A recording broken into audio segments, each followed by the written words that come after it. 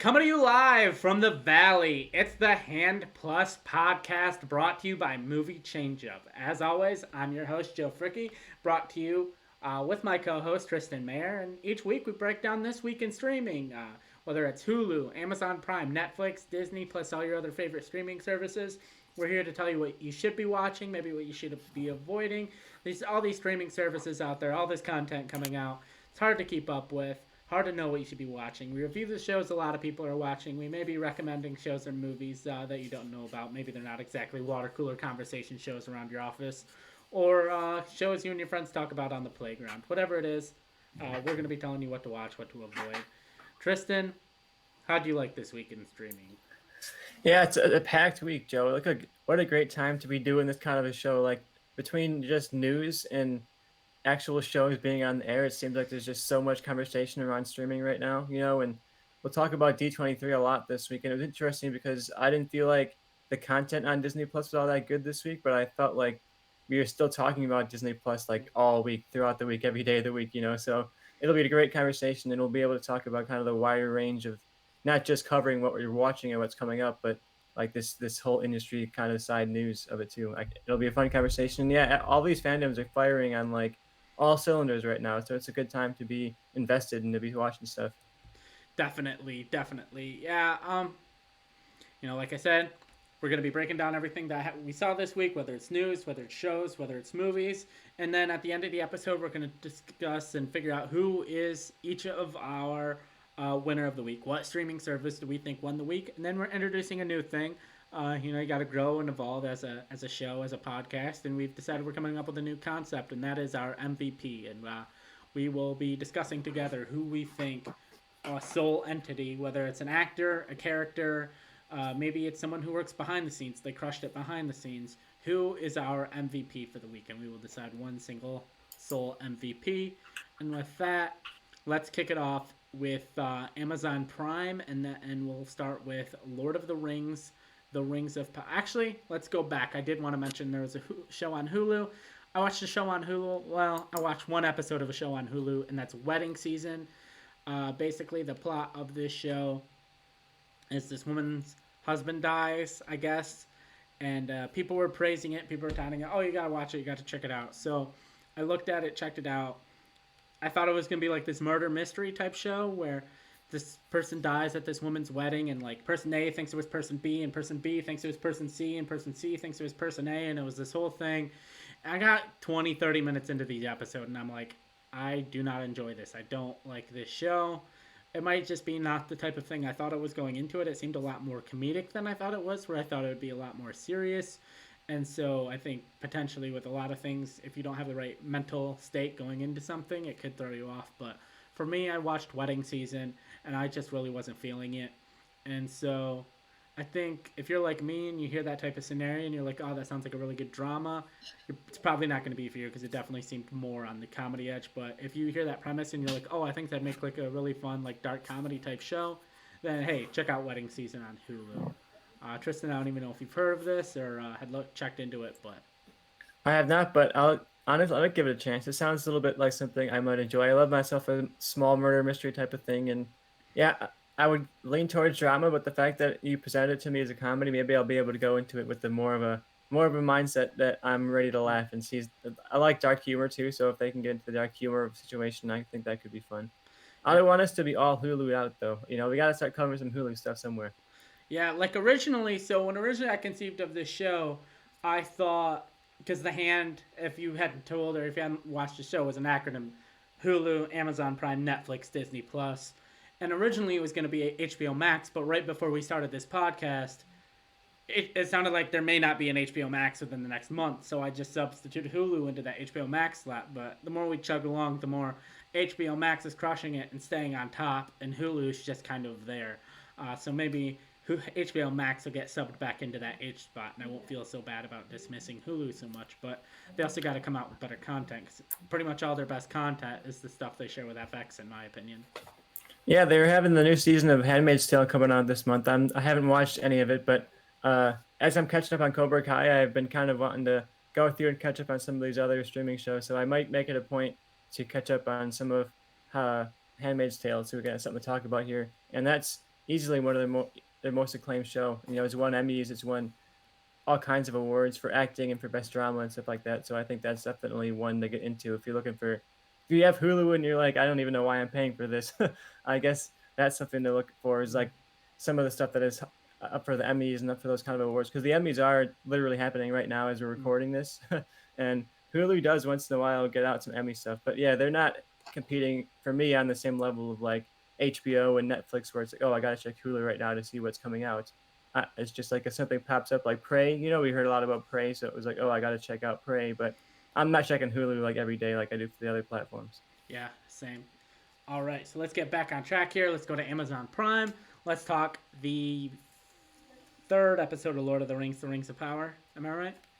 Yes, you are the third episode because they put two together the first week. All right, and so this is the second week, and yeah, this is episode 3. I'm gonna be honest with you. I told you when I watched the first episode, I was out. If we weren't doing this show, I probably wouldn't have even made it to the second episode. I watched the second episode, and I'm like, I'm all in. I watched this third episode. I think I'm out again. Like, it's just not doing it for me. I just don't care about anything that happens. There's this like the show's got to figure out where it's going. I think because ultimately it still seems like, yep, we got to fight Sauron, we got to defeat Sauron, but it's like, I know you don't. I've seen the movies, so so I just don't understand what we're doing here. Yeah, they're running into prequel problems with that for me too, because I understand if you're really into the lore. I know people who are really into the lore who like this episode more than I did, but I found it a little bit disorienting. I found it a little bit confusing of who I'm supposed to care about. You know, I recognize Isildur, the young guy who's just, his father is kind of this fisherman, and he's introduced as this kind of hand on the boat, and he becomes Galadriel's kind of right hand man throughout this episode, and is presumably going to be a main character throughout the show, Isildur, and you know him from the prelude of Lord of the Rings as the first bearer of the One Ring and the one who ultimately cuts off Spoilers. Sauron's fingers. If you look, Lord of the Rings came out a while ago. You know, you saw the first 10 minutes of Lord of the Rings. He's also, the guy that cuts off the fingers of Sauron in the big battle at the end, and then ultimately does not throw it into the fire and kind of like spirals out the plot that becomes Lord of the Rings after this. You know, so I have that level of a connection, but that's the only character that was introduced here that I had any level of connection to and foreknowledge of, and I felt like they were introducing a lot of characters, a lot of places that I didn't quite understand who they were or why I cared about them and what they had to do with like what was going on in the plot. and also part of my problem too is watching this. It's like Isildur. Oh, he's this man, kind of rogue guy who's supposed to be king, but he doesn't want to be king. Like I've seen that literally before in this franchise, and it just seems like more of the same.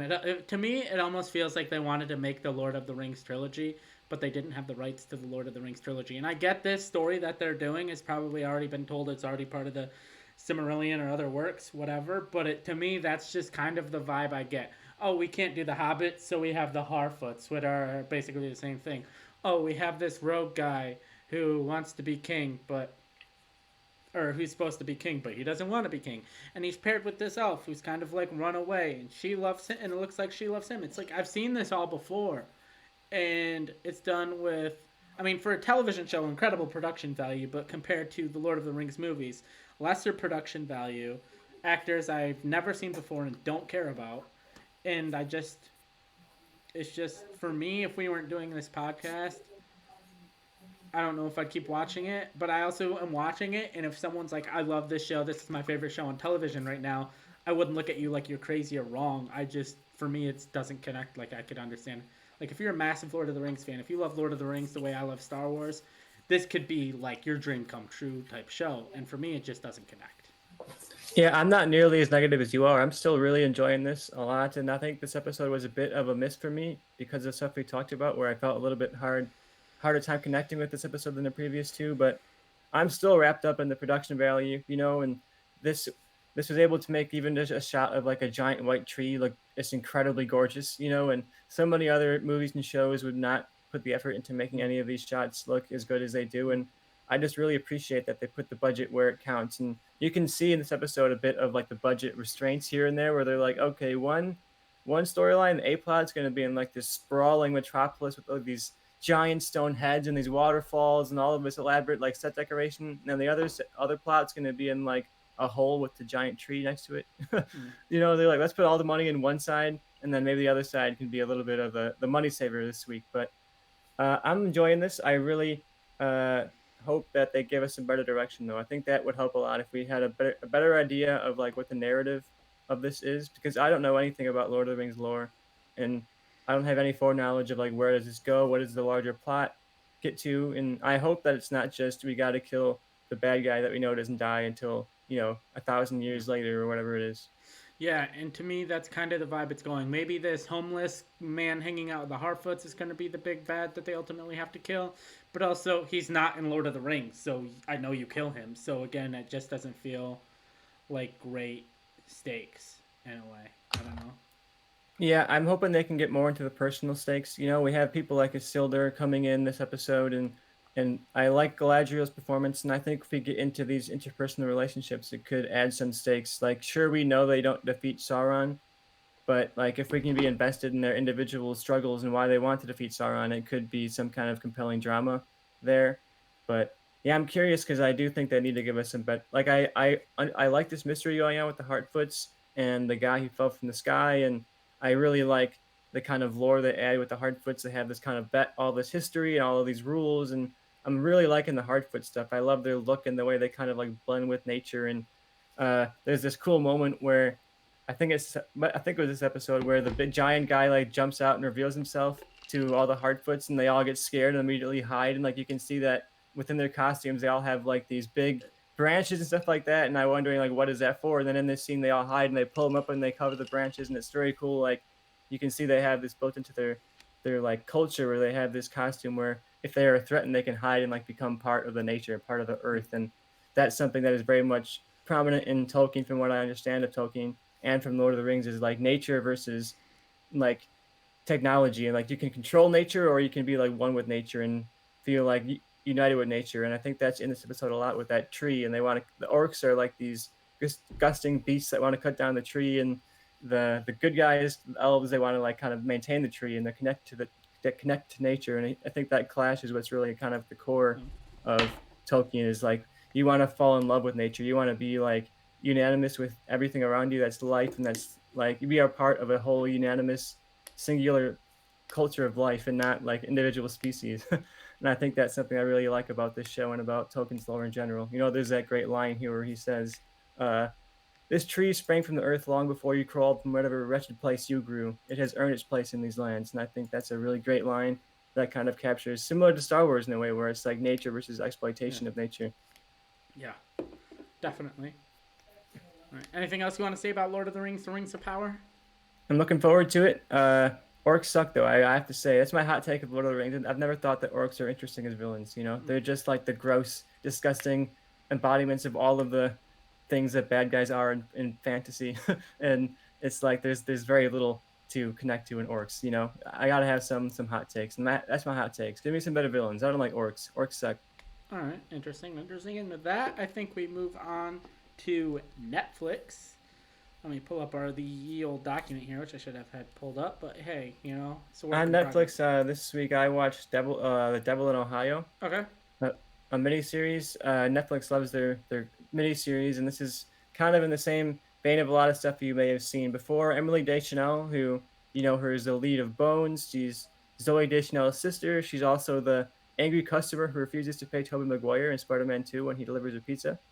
So a iconic face in the history of meme culture, and also some really big acting roles, of course. But she plays Suzanne, a hospital psychiatrist who takes on a near silent patient called May, who is a victim of some kind of satanic violence. You're not quite sure exactly what it is in the first couple episodes. You're getting like these flashes of what happened to her and these kind of scars in her body that are very satanic, but you're not quite sure what exactly the length of the violence was. But Suzanne feels kind of a connection to this girl and takes her in as kind of a temporary stay into her house with her family, and says, "Look, I'm trying to get her a foster home, but she's going to stay with us for now while we figure out one, what happened to her and her attack, and also can we find her a home." So it kind of spirals into this small town drama, like the interpersonal conflict of the kids and the interpersonal conflict of the adults. If you've seen stuff like Mayor of Easttown or Sharp Objects, you kind of know like the vibe that this is going for. There's a murder in a small town, and nobody knows who did it, but the spiraling of the conspiracy kind of unravels all of these different mysteries within the town that kind of collapse these personal relationships into each other. You know, she has a teenage daughter who is, kind of out lashing out against her, and she has this kind of struggling relationship with her husband. So you've seen all of these beats before, and I think that hurts this a bit, because beats that are done before can be still entertaining if they're done well. We just talked about Lord of the Rings and how they can throw a bunch of money at something and it can make even a weak narrative really engaging for some people. And this, unfortunately, I think missed that because it's one, not too engaging of a narrative. There are some great twists and turns along the way. Like I was engaged and I was watching it and I binged over a couple of days. And I think if you're into this genre like I am, into like the almost like sitting there and reading a murder mystery book over a weekend, it feels like that. And I think unfortunately the production value is what holds this back. When you think of Sharp Objects and True Detective, those are like really high produced, really well shot crime series, and this is not that. It's very overlit, very flat. It almost looks at times like, especially the interiors, like in the house, it could be like a Lifetime movie. The family is sitting around like playing categories and stuff, or like having fun and hanging out, and it's very much like this overly lit, very flat, very easy kind of looking, not very stylish or ambitious in the craft or in the narrative. Really, I had an all right time with this, and I think if you're in the genre, you'll like it. But overall, it was so kind of fell flat for me by the end. And even though I was kind of invested in the mystery and figuring out what happened, and there's some good reveals along the way, I think if you're not into this genre, it's not going to be the one that hooks you. Okay. And if you are, it's not going to be one that blows you away and is like my number one of the year. But it's one that I recommend if you are a fan of this type of show. All right. Definitely. Seems like if I was a boomer, it seems like it'd be in my wheelhouse. Oh, it's a very boomer show. Mayor of Easttown was very much like a boomer show. you know, I'm sure your parents will like it. It has that kind of Yeah. appeal. All right. Anything else you want to say about Devil in Ohio before I move on to our next? I like Emily Deschanel. I saw her once at Comic Con. She was very nice to me. All right, that's great. So, speaking of Comic Con and things like that, I watched the first few episodes of season 5 of Cobra Kai. Cobra Kai Never Dies. And honestly, it's right on par. It hasn't dipped since, it's not like a thing where I'm only obviously 3 episodes in, haven't seen the whole thing, haven't seen the whole story played out. I've been pretty spoiler free so far on it, so don't really know what happens, but I'm invested, I'm interested. If you've liked seasons 1 through 4 and you just haven't checked out season 5 yet, I think you're going to be still fully on board with season 5. Uh, uh, Iconic Karate Kid character comes back, especially if you're a fan of kind of the later movies of 2 and 3. Another character comes back. Basically, it's the one they haven't brought back yet. So, if you haven't watched it yet, but you know the Karate Kid movies, you probably have figured out which character I'm talking about. They come back in a great way, perfectly fit Karate Kid. Kind of not a real big surprise once they showed up and you saw what was happening. You're like, okay, I know where this is going, and I'm fully on board. Check out Cobra Kai. If you have not seen a single episode of Cobra Kai because you don't think it's good, but you were a fan of the original Karate Kids, I would say check out Cobra Kai because it is the best possible version that show could be. It's fun, it's campy, it is completely self-aware and acknowledges that every fight and skirmish is all over a karate tournament in this show. But if you buy into this show, the fact of what they're fighting about doesn't matter. It feels like it's high stakes. It feels like it's important. It feels like this is the most important thing going on. And you will highly enjoy this show. I know I've enjoyed it. Tristan, I don't know how far you've gotten. I know you've watched a little bit of it now, and I know you're enjoying it. So. Yeah, I'm in the middle of season 2 right now, and I'm definitely enjoying it. And you said if you're a fan of Karate Kid and you haven't watched this yet, you'd recommend it. And I honestly recommend it if you aren't a fan of Karate Kid. Like Karate Kid was never my favorite movie as a kid. I saw it and I watched it, and it was there in my recesses in my memory, but it wasn't one that I ever thought about or cared about that much. And this is honestly more entertaining than the movie to me. I'm having more fun with this than I had watching the movie, and I think it's very much in touch with its tone, and the characters are a lot of fun. And I'm of course not as far along as Joe is, but I'm still having a great time. So even if you're not a Karate Kid fan, I think you'll get something out of this. Just yeah, Joe mentioned the tone. So if you click with that campy tone, you're gonna have so much fun with this, even if you don't have a history with the IP. Yeah, I definitely feel like season 1 you can kind of get by without really knowing much of Karate Kid. But I think as it goes by, maybe part of the if I were to say one negative, a lot of the one negative of the show I think is it relies a lot on the history of the characters and characters from the original movies coming back and returning. So I definitely think kind of once you get past season one, you should probably go back and give Karate Kid 2 and 3 a watch through. I'll add that to the list, Joe. I wonder where they're streaming. I'll have to look it up. Yeah, I will. When we get to maybe something that's more your topic, I can look it up and I'll let people know later during this stream. With that, I believe we are moving to Disney Plus, mostly covering the trailer reactions. We had D23 this weekend. We got a lot of trailers dumped. Let's start with Dumped is right. yeah. Let's start with one of the. Well, I'll just start. We got a little bit of news first. I'll kick that off. So, Bad Batch, which was supposed to, I guess, release September 28th, has officially been pushed back to January 4th. Not really a big shocker. They haven't been marketing it. I figured if it was coming out September 28th, we would have got something by now, a poster, a trailer, something. But when it was getting to D23, less than 3 weeks before the show was supposed to come out, and they hadn't even begun to start marketing it, I was getting that vibe that this whole September 28th thing was just not true anymore.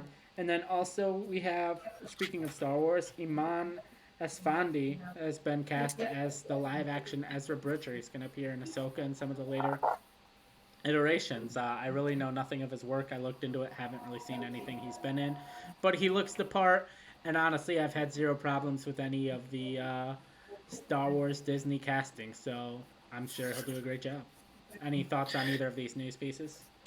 I'm looking forward to seeing Ezra in live action. I think that's what's most exciting me about Ahsoka. You know, you just talked about how Cobra Kai sometimes it relies too much on bringing in stuff from other versions of the story. But I wonder how much Ahsoka is going to bring in Rebels characters, and how much of that is going to further the Rebels plot, and how much of it is just going to be Ahsoka's individual story, and these people are just hanging out once in a while for their own individual episodes or scenes. But if this turns into essentially being like a soft Rebel sequel, I'd be really into that. And I can't wait to see what Ezra's been up to. He's been off in the outer reaches with Thrawn for so many years at this point, you know, and he's clearly aged up now. So I'm curious to see what he's up to. Yeah, my theory, I was talking to one of my friends about this. I fully believe Hera and Ahsoka are going to be looking for Ezra as some sort of rescue mission, and I fully expect Thrawn and Ezra to be on the same side, fighting a enemy that, if you've been reading the Thrawn books, you know who that enemy is, working together against this enemy, and I think Hera and Ahsoka will ultimately join Ezra and Thrawn in this fight. I'm also excited about Ke Kwan joining Loki season 2. All right. I love seeing his kind of revival in pop culture off of being Short Round, of course, decades ago. And then he mentioned that he felt like there was no roles for him as an Asian man in Hollywood, and he kind of gave up on acting, but he saw Crazy Rich Asians and he was inspired. He said, wow, they're actually making movies about people who look like me now, you know, and that inspired him to go back into acting. And then, of course, you had Everything Everywhere All at Once, and you now have this. It feels like an ultimate like Hollywood comeback story. I'm really great to see it. And they had a great picture of the Harrison Ford and Ke Kwan reunited at D23. I don't think I've ever seen Harrison Ford have that much joy in his face ever in my entire life. And another piece of casting news: Squid Game's Lee Jung Jae has been cast in Star Wars: The Acolyte. So nice addition. I don't know much about. I mean, that's talk about little information. We know very little Acolyte, but he was great in Squid Game. He's a very well-renowned actor. So adding talent to any show is a good thing. Yep, definitely. All right, so let's get down to some of these actual trailers. First off, continuing with Star Wars, we got the Mando Season 3 trailer. If you're a big leak follower like I am, basically this trailer leaked, I believe, on the Star Wars this trailer leaked from Star Wars Celebration, so I've kind of seen this before. It's original teaser trailer for a show that's not coming out for like 5-6 months at this point, so not a whole lot was revealed. Basically, not. I mean, there's really not much to go off here. It's just kind of more of the same. Half the trailers were shots from previous seasons. So, Tristan, any big thoughts? Any big ideas from this trailer? Not much. I see they're really building up towards the Mandalore plot, and Katie Sackhoff's character is really prominently featured in the trailer. So I'm curious to see how the plot of Mando grows. Because you follow the leaks, and I don't final leaks for Star Wars, so I don't know anything about what Mando has planned for this season. So I'm really excited to see how they grow. Like season 2, I thought was a pretty bumpy road, introducing a lot of characters and a lot of stuff that I felt like wasn't quite fully earned yet. But Hmm. I'm hoping that season 3 is them back on track, and that season 2 was them getting themselves on the road, but now they're kind of cruising, And this is kind of what it looks like. It looks like now they're kind of at the story Yeah. they want to be telling. Yeah. Yeah, I get that, and I agree with that. This isn't really based on leaks. This is more, well, I kind of assume that that a Bo-Katan is gonna probably be more of an antagonist this season than a friend, but that could end up not being true at all. And also from the leaks, maybe a controversial decision regarding Grogu. I'll say that. Put that out as Interesting. a My little teaser. I could go for a controversial decision because I was honestly my biggest flaw in this whole entire trailer was like, oh, Grogu's just like back and with Din again, and I guess everything is fine. And it's like it's very much it feels like they had that big emotional climax at the end of season 2 where it's like, oh no, Grogu is gone, and Din had to like accept that, and now he's grown to like to give away Grogu to let him grow on his own, and then it's like, okay, if now at premiere of the next season he's back again, it's gonna feel like a bit of an undoing, especially if you are a casual Star Wars fan. Maybe you didn't watch Book of Boba Fett, and now you're just trying to watch the next season of Mando, and you're like, wait, Grogu's back. I thought he just left him. What happened to that plot line? I hope they do something to make that a little bit make that feel like it mattered. I want that to feel like Grogu being gone, Grogu being in training with Luke, that actually like impacted the relationship in some way, because otherwise it feels like that was purely fan service to get Luke on the screen, to make Star Wars fans feel happy and important again, and then to just undo it in the premiere of the next episode. I want to ask you, opinion because I was listening to the Force Center, Ken Knapsack and Joseph Scrimshaw and Jennifer Landis podcast about Star Wars. One of the things they were talking about has like titles. They were mainly talking about trailers, but they said how trailers and titles can affect how you view something. Do you feel like you would have the same opinion if we saw shots of Mando in? Am I paused for you? Because my screen froze a little bit. I just want to make sure I was good. But You were breaking up a bit, but I can still hear you. so basically, my thought is with titles and trailers, how they can affect your opinion.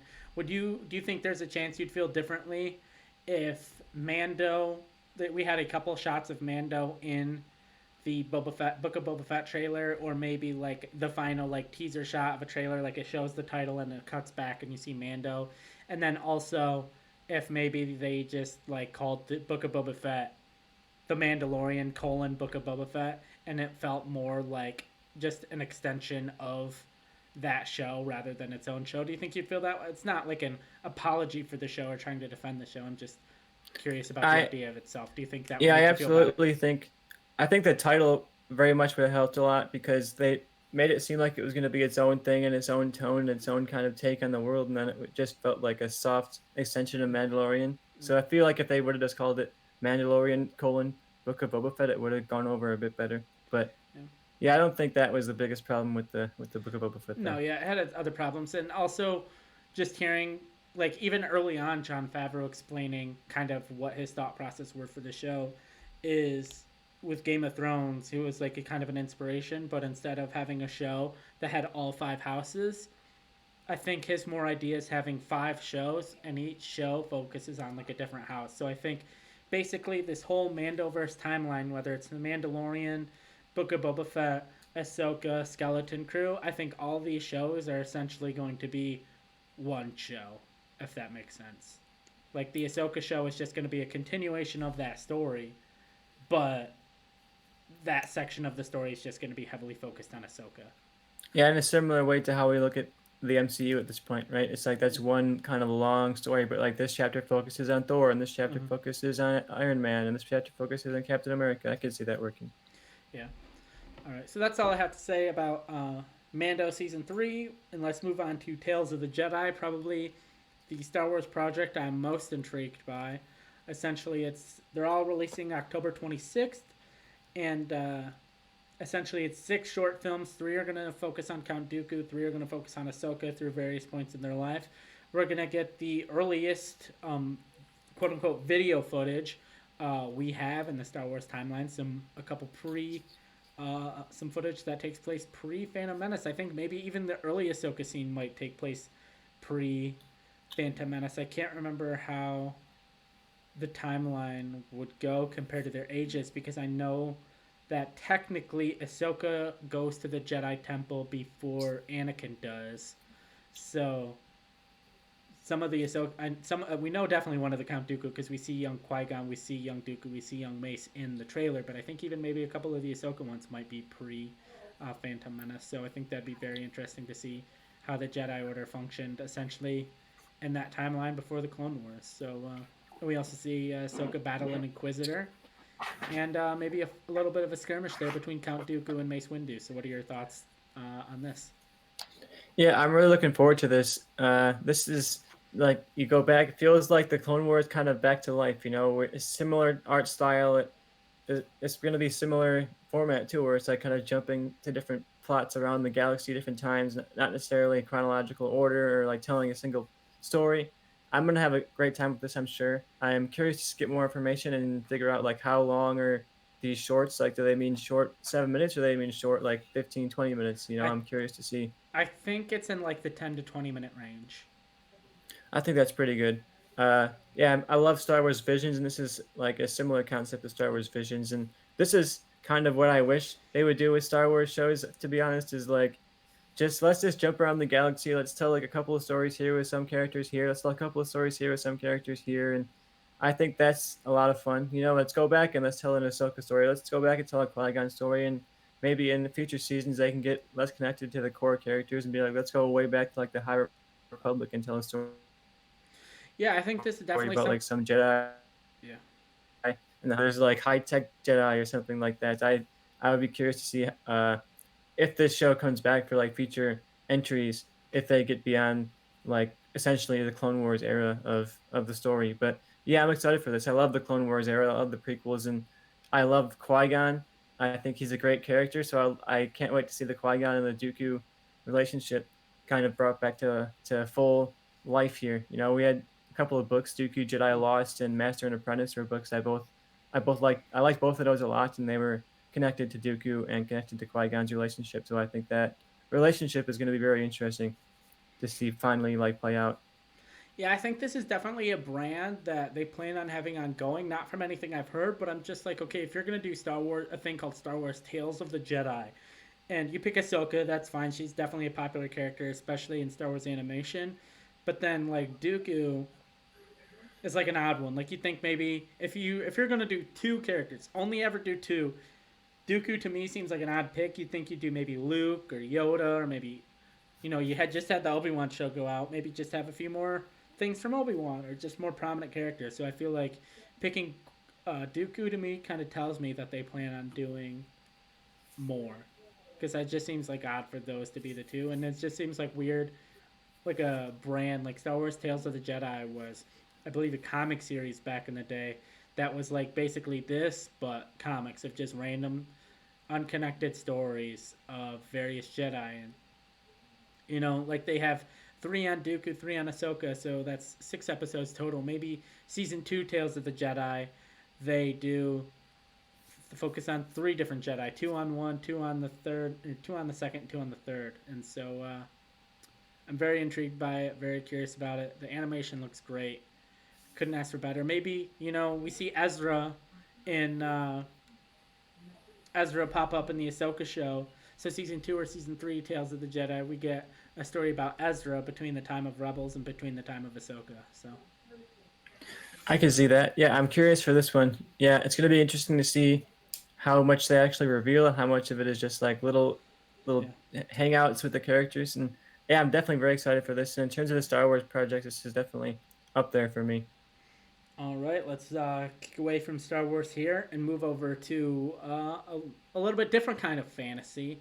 Fantasy that takes place not in a galaxy far, far away, but a little further north than where you and I are both located at the North Pole. And that is the Santa Clauses. It's going to be starring Tim Allen and some of the cast from the original Santa Claus movies. And the big thing in the kind of a short trailer, but kind of the big thing in the trailer, is Santa Claus has decided to retire. Get a little bit of a joke there with Peyton Manning, who's connected to the Disney family. His production company is heavily tied with ESPN, so not a big shock that they got Peyton Manning for this show. But there was rumored that David Krumholtz was coming back as Bernard, and I think to me, just watching this trailer, even though the trailer felt like it was 45 seconds long, it's very clear this show's just going to end with Bernard as Santa. We got him for one frame basically, or one shot, but that's kind of my theory, my thought. I honestly feel like this show most likely going to suck. The first Santa Claus, great. It's a Christmas classic. The second one's fine. It's not great. It's not horrible.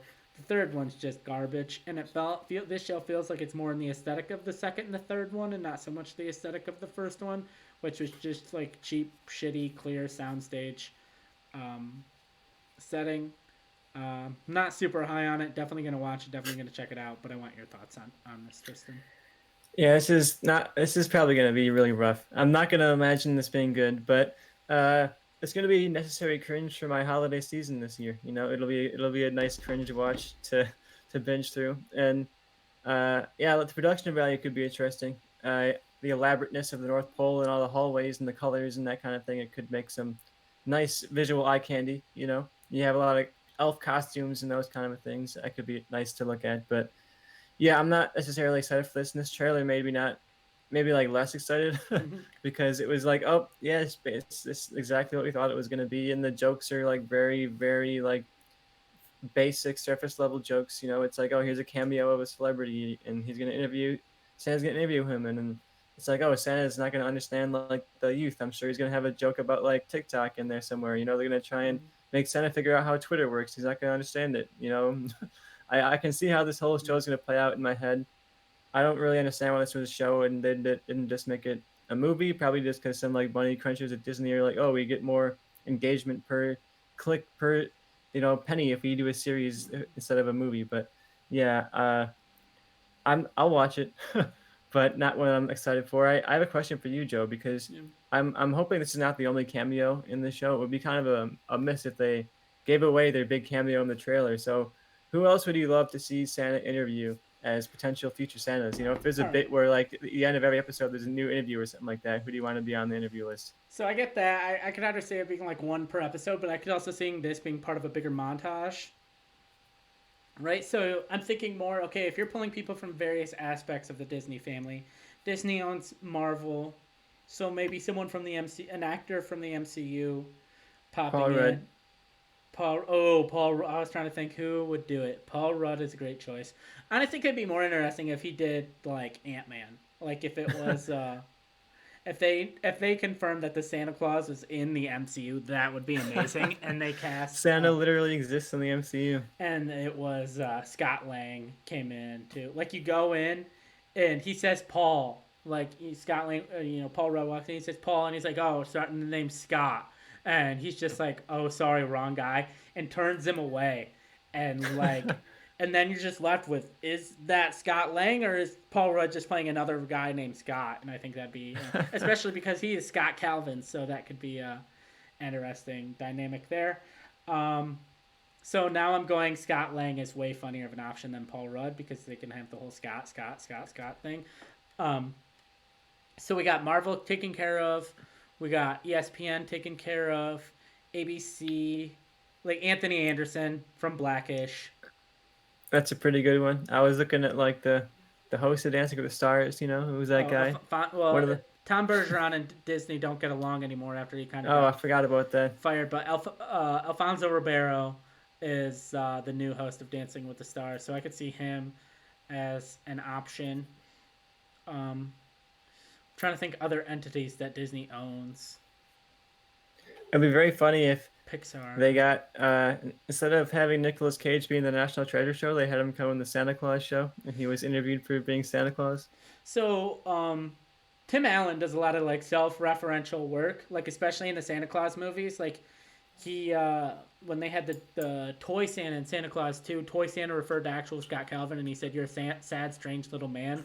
We were called back to the quote from Toy Story. He did call back to his work as Buzz Lightyear when he was on Home Improvement.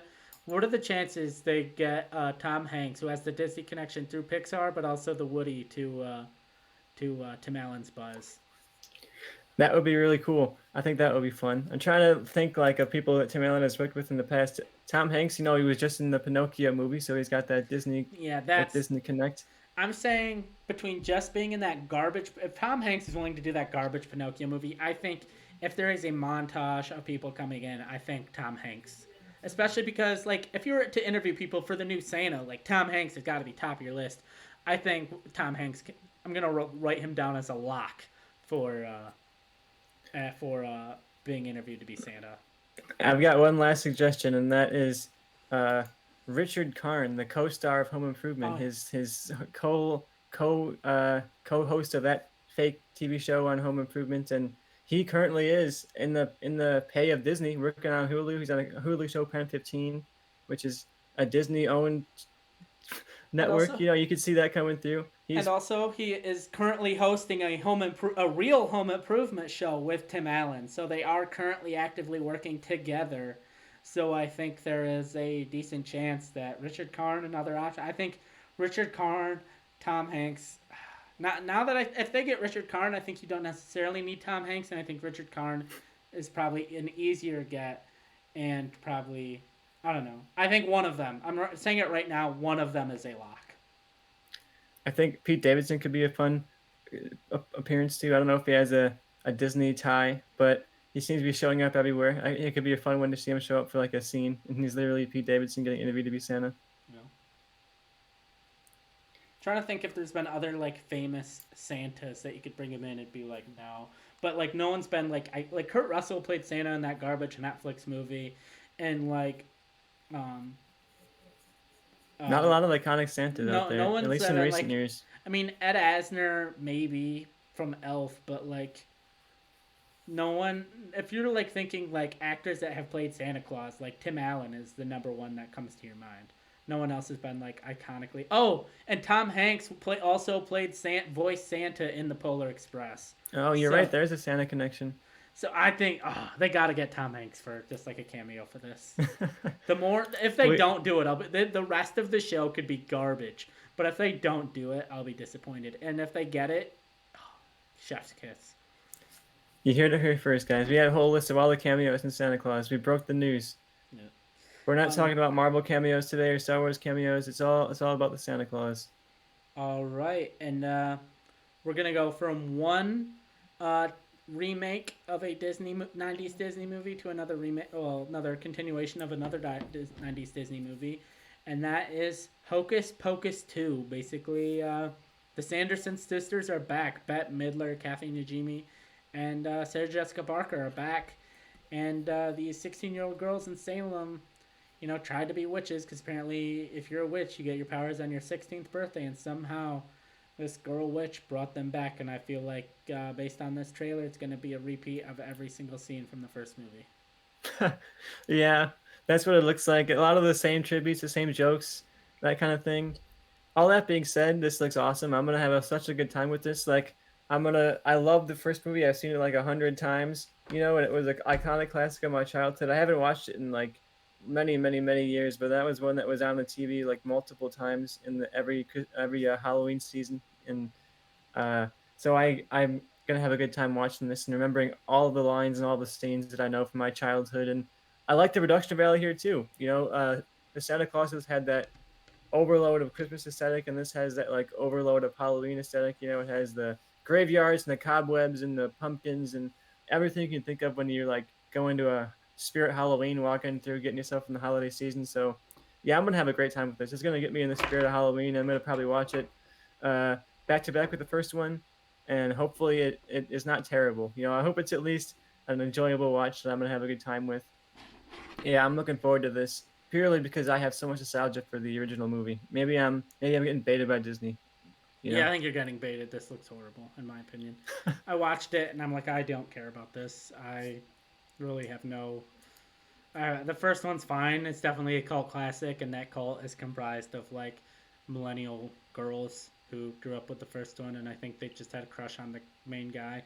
Um, but It's fine. Maybe this will come out and prove me wrong, and this will be the best Disney or Plus original movie, but I doubt it because they've all been garbage. So I just hope this movie is just the three witches hanging out for like the entire movie, camping it up and like mm, talking about teens and Halloween, and that's what I'm here for. The three main witches are like the pure camp and the pure joy of this movie. So I can't wait to see them back, and they look awesome in the costumes. They look like they stepped right off of the set of the first one. yeah, yeah, I definitely agree with that. They don't look weirdly older, if that makes sense. I mean, I think the heavy makeup on them helps because they had heavy makeup on the first, so you just kind of repeat that, and I think that definitely helps. But with that, we move on to another television continuation of a other Disney movie because that's what Disney loves to do right now, I guess. And that is National Treasure: Edge of History, where this woman who has a, I guess she was a dreamer, has a like rough connection with her father. It's hard to gauge exactly what it is. She maybe doesn't fully know who her father was, or maybe she did, but he disappeared. Something happened, and just like Benjamin Franklin Gates in the original National Treasure, she is a big history fan. And for some reason, Sadusky, the FBI agent from the first two, is giving her like a puzzle of like, I need you to solve this. But like, he wasn't a puzzle guy like that. He wasn't like an FBI agent who hunts puzzle guys. He was just a standard FBI agent, and who like happened to cross paths with Nicolas Cage's character. And now he's like, oh, I have a puzzle for you. And I'm like, who the hell are you? I mean, I know who you are, but this isn't like what you do. You're not the puzzle FBI guy. You're just an FBI guy. So this didn't really fully make sense to me. All of the images that have come out from this have just not been inspiring. This felt like a script that someone had somewhere that had no connection to National Treasure, and they're like, well, if we slap National Treasure on it, people might be interested. But National Treasure is Nicolas Cage, and without Nicolas Cage, it's not National Treasure. That's my. Even they could have made this loose. Like if they wanted to bring, they didn't even need necessarily Nicolas Cage, but I just think they brought the wrong person back. If you brought, Diane Kruger back, or you brought Justin Bartha back, I feel like someone who was a puzzle person. You bring Helen Mirren back, or you bring John Voight back. Hell, bring Sean Bean back if that's the one guy you bring back is Sean Bean, and it's like they had a tenuous relationship with their father because their father was in prison because Nicolas Cage got them arrested in the first movie. I'm like, okay, at least we have a connection to the first movie that makes sense, not Sadusky, Harvey Keitel's character. But what are your thoughts? I've been trashing on this for too long. Yeah, this is one that when it was first announced, I was pretty excited because I enjoy the first two National Treasure movies a lot, and a lot of that is for Nick Cage. But I still love this the whimsical adventure of it. People with torches going into dungeons. That kind of always works for me. And this, as more and more stuff has come out, it's just been like more and more obvious it's not going to be very good. Like every image they release, it just looks like generally like a Disney Channel original series. And I I understand that's basically what it is at this point. Like, but it should be like there's no reason this can't be as good as Cobra Kai. Like Mm. a revival of a pretty beloved franchise that people have nostalgia for, but nobody's like, oh, National Treasure is like the best movie of all time. This could be like the Cobra Kai of National Treasure, where it's connected in a way, but you start to bring in this new generation, you start to build up this new team, and you like kind of pass along the literal torch to these new kids coming along the way. And I don't know, it just feels like they're milking the IP. This is one of those ones where it's like, yeah, we know the name, let's put it on there and hope that somebody clicks on it, like because they think it's the movie, or like because they recognize the movie name. They're like, oh, maybe the show will be good, but and nothing about this has convinced me that it's going to be any good. And yeah, the production value. I talked about how Santa Claus and Hocus Pocus both had like some fun to the production that made me like attached to it a bit more, and this doesn't have any of like the fun that I want to get out of National Treasure. I want like the sweeping epic and the kind of adventure, and this doesn't give me any of like the scale of the adventure that I want to get from this kind of a show. Can I pitch you what I would have done if they said, Joe, you got to make a National Treasure TV show? You got it. So I would go the High School Musical, the series route, where essentially our main character doesn't live in the world of Benjamin Franklin Gates. He lives in our world. He grew up he was about maybe 13, 14 when the original National Treasure came out, and inspired him to study history and learn history and be a treasure hunter, just like his movie hero Benjamin Franklin Gates. And that's exactly what he does. He goes and he solves puzzles, he finds treasures, and I just think it completely separates it from the movies, where you don't expect it to necessarily have the same visual quality of the movies. It doesn't have to necessarily have the same production value as the movies, because it's not in the same world as in the movies. It's in our world. And so I think that gives you that divorce. And I also think, hypothetically, say season 1 comes out and it's decent, it's good, people like it. If you do a season 2 and Nicolas Cage comes out, what intrigues you more? Season 2, where you have Nicolas Cage as Benjamin Franklin Gates back. That's cool. That's fun. Or season 2, where our character decides to go meet the actor who played his hero, Benjamin Franklin Gates, and he's at like a Comic-Con book signing, and he basically is like, "You're my hero. You inspired me to be a treasure hunter. So now I'm a real life treasure hunter. I'm working on this puzzle right now." He shows Nicolas Cage the puzzle. And Nicolas Cage, he doesn't know the answer to the puzzle, but he realizes finding the answer to the puzzle is going to be way more fun than sitting around doing this lame Comic-Con sighting. So he joins our hero on the adventure as himself, and you can get some fun meta jokes, like our lead character asking Nicolas Cage all throughout the movie what was on page 47. But Nicolas Cage, he doesn't watch his own work, so he doesn't even know what the guys are talking. He doesn't remember. He doesn't even know what page 47 is. I think, to me, that's a way more fun and interesting movie, or interesting show. Yeah, I think that's hilarious. I would love to see Nick Cage. I love the unbearable weight of massive talent. So any way to get Nicolas Cage to play some like meta, exaggerated version of himself, I'm ready to see that era for Cage. Yeah, we just need more of that, and that'd be my pitch. But yeah, also I think if you're watching this, you can tell neither one of us is very high on National Treasure: Edge of History. However, there was a trailer that came out that made me high on a movie that I really didn't have an opinion on, and that is the trailer for Disenchanted. The plot line looked great. She's not, if you watch the first one, Enchanted with Amy Adams, she was this animated Disney princess, basically, that came into the real world. She fell in love with Patrick Dempsey's character, who already had a kid, but they, had this storybook ending to their life, and she was happy. But now time has passed, and she's not happy anymore, so she wishes her life was like a fairy tale. Only one problem is she's currently a stepmother. And in fairy tales, stepmothers are evil, and so it's starting to change her personality, starting to change her character. And I think that's like the genius behind that. And honestly, the production value, if you said this is going to be a theatrically released movie, I'd believe you. It wasn't like mind-blowing beautiful shots, but as far as being on par with the original Enchanted, it did. And I'm definitely going to be checking this out, and not because I feel like I have to because of this podcast, because it genuinely looks interesting. And I want your thoughts, Tristan. Yeah, I just recently watched the original Enchanted this year for the first time, and I immediately regretted not watching it sooner because it was like very much something that I loved and had a lot of fun with. It had that hint of camp, but also love of musical, and Amy Adams was great in it. So yeah, I was excited that they're bringing this back, but you always get nervous. Like we just said, you never know with Disney Plus if it's going to be a good high effort production or if it's going to be one of those ones where they just randomly milk an IP they have. And this one looks like it's going to be pretty good. I like the premise. I think it's a really fun twist. Rather than just doing the same thing of the first one over again, they found a way to use kind of like the magic of the first one and expand the world. Reminds me of like Shrek 2, where they took the original premise and they like expanded it to this larger world and expanded the magic and actually made it like something interesting. And this could be, the Shrek 2 of Disney Plus. I'm looking forward to it. I like the costumes and all the kind of elaborate color, that kind of stuff. So I'm looking forward to seeing it. And yeah, this is one that I would definitely be watching, even if it wasn't for this show, because I like the first one and this trailer really hooked me.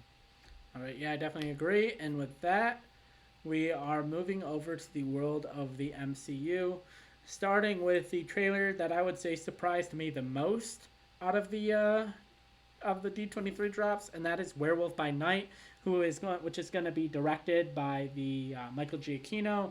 He's basically known far more as a composer. I think this is really the first ever thing he's of any kind of scale he's directed. Maybe he's directed like a couple music videos or a couple shorts, but this is the first thing with any actual scale he's directed.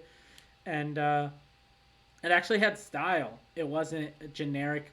I honestly expected, because he was directing it, that it'd be like generic, typical MCU style, but this was like, it almost felt like a Rob Zombie movie. If you had presented that to me and said Rob Zombie directed a Disney Plus movie in the MCU, here's the trailer for it, I would have watched it and believed you. Like, it looked wild, like the black and white of it all. I don't know if the full movie's gonna be like that. I think it might, but it felt like an old like 1950s Universal monster movie.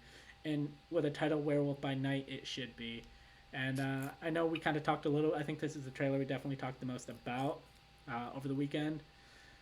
Pretty much everything else, I just sent you the link for the trailer, and then that was kind of it. But or vice versa.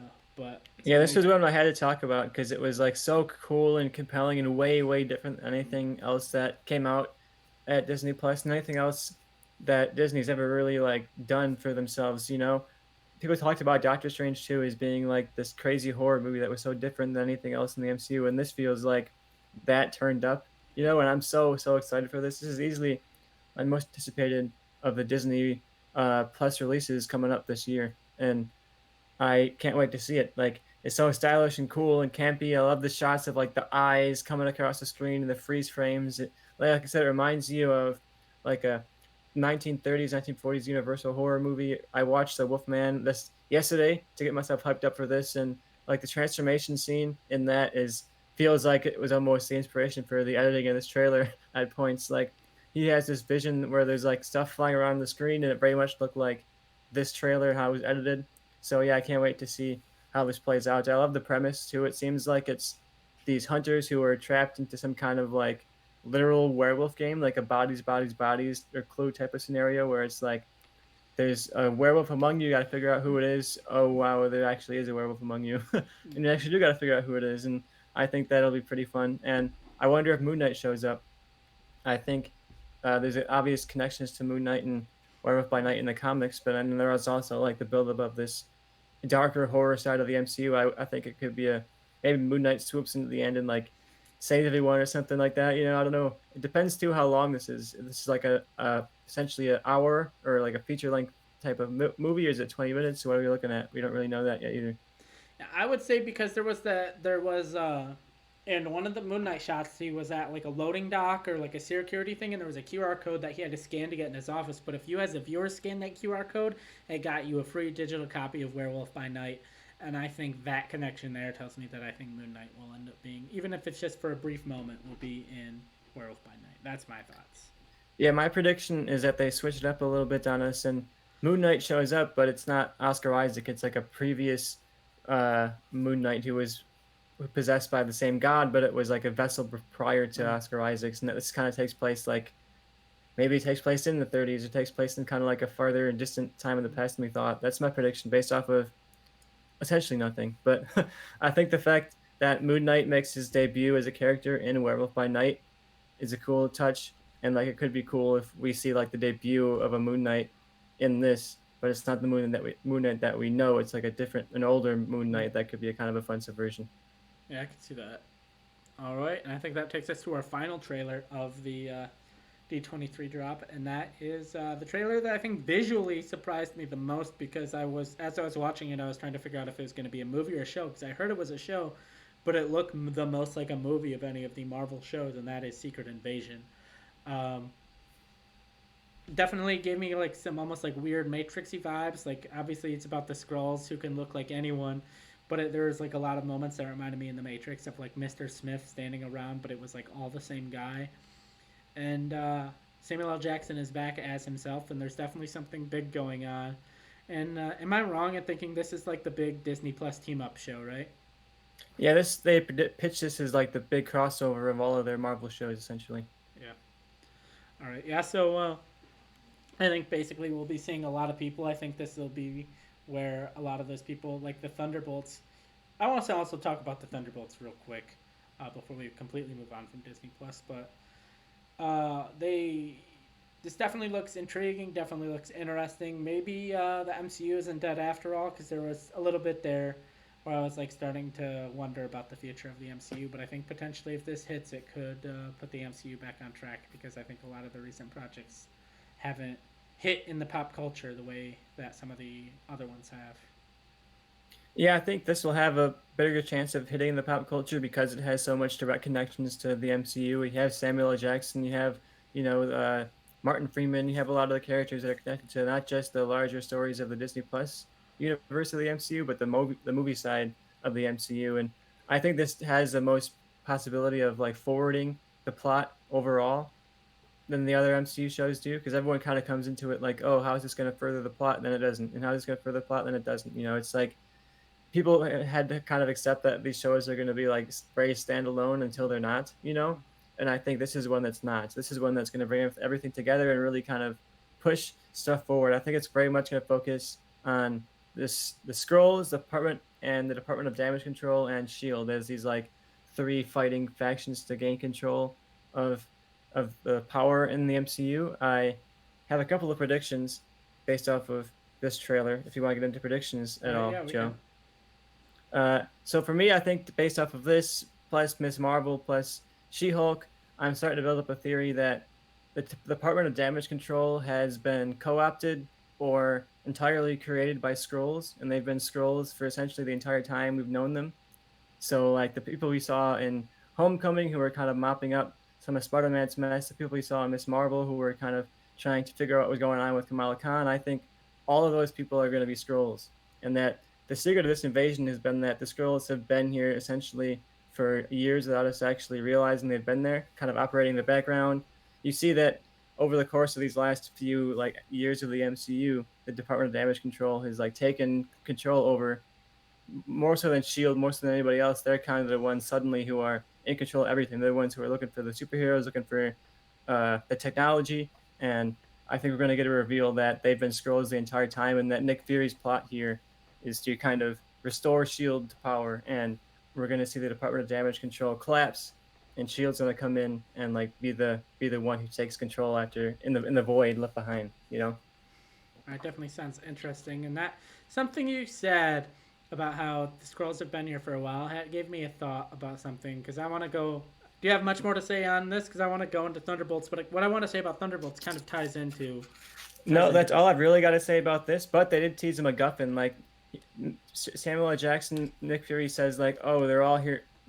They don't know what they're really after." Some kind of vague line like that. Like no one knows what they're really after, and then it kind of people are like, "Oh, what's that?" And only Samuel L. Jackson knows. And I think what they're really after is something related to mutants. I think they've been looking for mutants this whole entire time, and that what they're looking for is some kind of plot MacGuffin that's going to reveal the mutants in the world, and that's going to be what the MCU ends up using to kind of be their plot gap to bring in some of the mutants and the X-Men and that kind of a thing.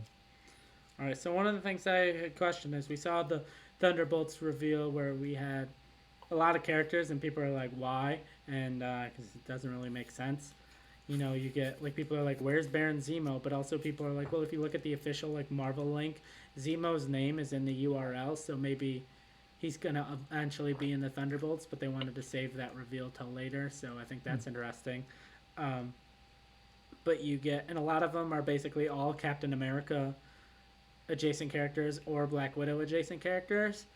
But it's all villains minus the Winter Soldier, who we've seen in, in Falcon and the Winter Soldier, in basically since Captain America the Winter Soldier has been a good guy. So why is the Winter Soldier there? And I have a question I want to present to you as far as maybe taking a risk. What if the Bucky we've seen since arguably the Winter Soldier isn't really Bucky but a Skrull? And what if this whole time it's been a Skrull and there's still the real Bucky Barnes, the real Winter Soldier is still out there? I think that would be awesome. That'd be a really, really great twist. I think they have to have a twist like that, you know? I think when you're having a secret invasion, you're having Skrulls, it would be a missed opportunity to not have at least some character that we thought was a human for a long, long time that it turns out to be a Skrull. One of the somewhat main characters, like a Sharon Carter type of character, at least has to turn out to be a Skrull, or it's like, why do we even do this whole plot? You know? What if War Machine Don Cheadle is a Skrull, and they have a second meta reference if that's why he looked different. He's like, oh, I replaced him. Basically, I took over the character, or I took over Rhodey ever since Iron Man revealed himself to the world. Ever since Iron That Man would be revealed himself, hilarious. I partnered himself as his best friend. That would be really good. It'd be about like when Mark Ruffalo had that line of like, "I'm literally a different person." You know, you have that meta commentary. Yeah. All right, so I think that wraps us up with our Disney Plus trailers.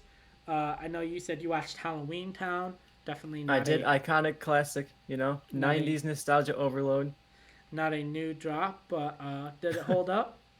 It held up in some ways. You know, it's definitely a kids movie, but I think it held up very much in like the production side of it, where the sets were all really elaborate, and you have that giant pumpkin and the whole Halloween town of it was really fun. Yeah, and Bette Midler as like the main witch is definitely the part Not that holds it Bette the most. Midler. Not Bette Midler. I'm thinking of a different franchise. Oh, you're uh, thinking of Hocus Pocus. I'm looking at Hocus Pocus. Who was it? It was uh the mother of Princess Leia. Carrie Fisher. Yeah, which is why they have the great Debbie Reynolds. Debbie Debbie Reynolds Reynolds that's who it was. was the Yeah, grandmother. she's the best part of it. She's very funny and she camps it up a little bit, and she has that kind of like grandma witch next door. She's that fun grandma that gives you treats, but she's also secretly a witch. Yeah. And that's kind of the fun of it. But yeah, the cast is good. The sets are really cool. So that's kind of the fun of the sets. Now, so they had the great meta joke. You probably caught it, where the young son makes a reference to Princess Leia being attractive, and his grandma, played by Debbie Reynolds, Carrie Fisher's mom, like hits him in the back of the head. Very funny. Yeah, she's good.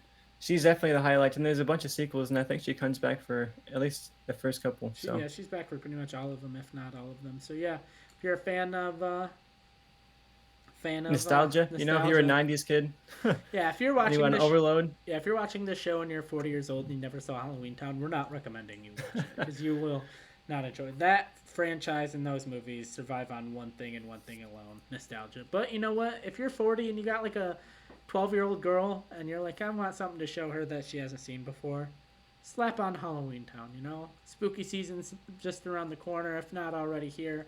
So yeah, throw on Halloween Town. I think that wraps Simpler up. times, it brings it back to the good old days. Yeah, heavy Disney Plus discussion, but they dropped a lot of trailers. It was D23 this weekend, so we had a lot to talk about. And I think for me, that brings us to Paramount Plus. We don't normally talk about Paramount Plus on here, but they don't really have much to talk about. However, they've just started a new season of Ink Master, which is going to be a Paramount Plus exclusive. It used to be on Spike TV, and then Spike TV became Paramount. And they've changed up the judges and the host. It used to be hosted by not Hector, the lead singer of NXS, but whose name I am blanking on right now. But now hosted by Joel Madden from Good Charlotte. And, Oh, I know who that is. and you got Nico Hurtado, famous photorealism tattoo artist, is one of the judges. Ami James, if you grew up watching Miami Ink like I did, he is one of the judges. And then you have Ryan Ashley, who is a former winner of the show, is the third judge. But they brought back a lot of people that did well on the show but never really won. Smaller cast than normal, usually, especially towards the end on Paramount. They were having like 16, 20-person cast. I think this is around like a 10-person cast. But all really good tattoo artists if you're a fan of tattooing. Or if you're just a fan of like reality competition shows, I would definitely recommend check this out. Similar format, I think, to like Project Runway, where they have a challenge where it's like you got to make the best piece of art out of just like layering post-it notes and arranging post-it notes to make a piece of art, and then they vote on who they think did the best job, and then that person gets to pick everybody's tattoos, and worst tattoo goes home. Simple concept, but I enjoy the show. Minimal drama. Like, it's not one of those shows where it's like there's a competition, but it's just filled with drama and them fighting. That's definitely a part of the show, but it's usually them complaining about, oh, how was I in the bottom? Your tattoo is worse than mine, and that. It's not like, oh, they go out and party and have like weird dumb drama that's unrelated to the actual competition. It's all competition-based drama and fights. Yeah, I think I'll check this one out. I love tattoos. I love looking at tattoos and tattoo art, so I think I'll definitely get something out of this just for that alone. Just seeing the art they create and the elaborate tattoos. That just seems like something I would get a lot out of. Yeah. So yeah, I definitely would recommend checking that out. And with that, I believe we move on to HBO Max. Little bit. Yeah, HBO Max. I know you said you watched the Last Summer trilogy. I honestly have no idea what that is. I shortened it, but the full title is the "I Know What You Did Last Summer" trilogy. Oh, okay. Increasingly bad. I've been trying to fill in some horror movie gaps as we get closer and closer to Halloween, and this was one that I had not seen. So I decided to watch the '90s classic "I Know What You Did Last Summer." You have a great '90s cast on there. You even have a Star Wars connection with Freddie Prinze, who is not yet known as Freddie Prinze the Jr., but he was only Freddie Prinze at this point. But Same guy. He was in this. His future wife and future Star Wars co-star Sarah Michelle Gellar. Also, Buffy was in this. You also have uh, Jennifer Love Hewitt as the main character, and you have Ryan Felipe as their kind of best friend. And it's from the same writer as Scream, and it kind of deals with similar kind of character archetypes as Scream, where it's like, oh, you have the kind of reserved good girl, and then you have the more rambunctious kind of sexy girl, and then you have the football playing jock guy who's really hot headed, and then you have the guy who's a football playing jock, but he's a little bit nicer, and he's got a heart of gold, and you can tell he had the same kind of character types, but yeah, the plot of this is that these kind of uh, down on their luck graduates from high school who have this future ahead of them are going on a drunken drive on July 4th weekend, and they hit someone with their car and decide that rather than throwing their lives away, they're going to cover up the body and go on with their lives like nothing happened. And then next year they get mysterious notes saying, "I know what you did last summer," and someone with a mask and a hook is hunting them down and killing them off one by one. So if you have any love for slashers, this is a really, really fun slasher. Some really good death sequences. There's a couple of really especially good ones, like with bodies hanging around and plastic tarps.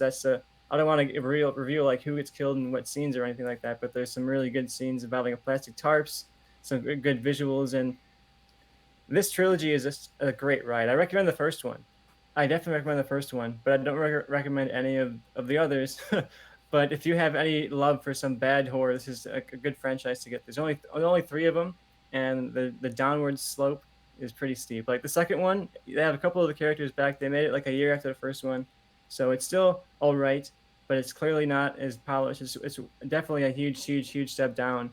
And then the third one is one of those like, oh, we have an IP that hasn't had a movie come out in 10 years, and we got to make a movie now to keep the IP, so we're going to make some straight to DVD, like super terrible knockoff horror movie called I'll Always Know What You Did Last Summer.